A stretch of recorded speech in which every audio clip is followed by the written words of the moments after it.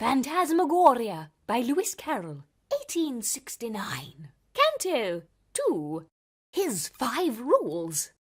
My first, but don't suppose, he said, I'm setting you a riddle, is if your victim be in bed, don't touch the curtains at his head, but take them in the middle and wave them slowly in and out while drawing them asunder, and in a minute's time, no doubt, he'll raise his head and look about with eyes of wrath and wonder.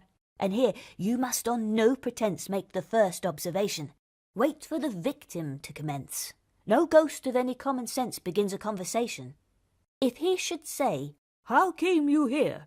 the way that you began, sir, in such a case your course is clear. "On the bat's back, my little dear," is the appropriate answer. If after this he says no more, you'd best perhaps curtail your exertions. Go and shake the door, and then if he begins to snore, you'll know the thing's a failure. By day, if he should be alone, at home or on a walk, you merely give a hollow groan to indicate the kind of tone in which you mean to talk. But if you find him with his friends, the thing is rather harder. In such a case, success depends on picking up some candle ends or butter in the larder. With this, you make a kind of slide.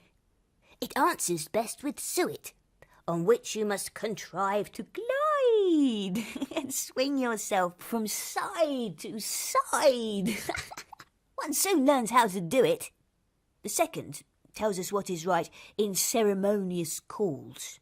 First burn a blue or crimson light.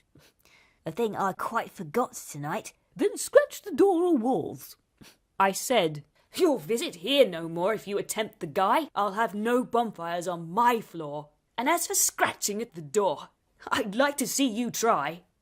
The third was written to protect the interests of the victim, and tells us, as I recollect, to treat him with a grave respect and not to contradict him. "That's plain," said I, as tear and tret to any comprehension. I only wish some ghosts I've met would not so constantly forget the maxim that you mention. Perhaps, he said, you first transgressed the laws of hospitality.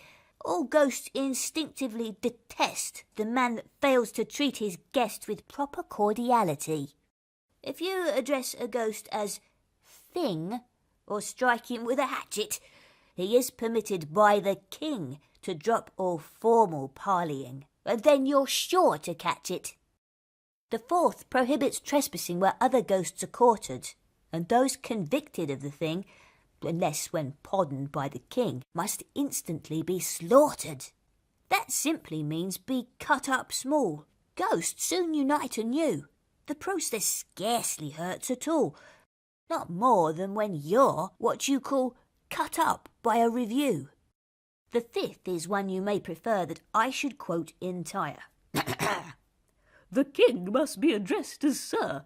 This from a simple courtier is all the laws require. But, should you wish to do the thing with out and out politeness, accost him as my goblin king, and always use in answering the phrase your royal whiteness." I'm getting rather hoarse, I fear, after so much reciting. So, if you don't object, my dear, we'll try a glass of bitter beer. I think it looks inviting.